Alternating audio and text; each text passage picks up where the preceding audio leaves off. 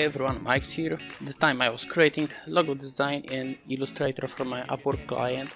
I have transport company and my client would like to have a truck recreated from image. So main goal for this project was redrawing a truck in vector so he could use it on trailers in huge sizes without losing image quality. He also wished to make this truck very American, and that's why you can see flag incorporated the final design. Don't forget to work with strokes only. It's quite hard in the beginning, especially if you move from Photoshop to Illustrator, but don't worry if you struggle with it. Right after you learn how it works, creating logo becomes fun. Let me know in comments if you like this project, and don't forget to subscribe to my YouTube channel.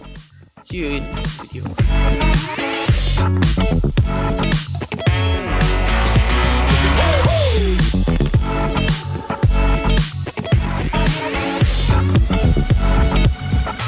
Let me see you get down.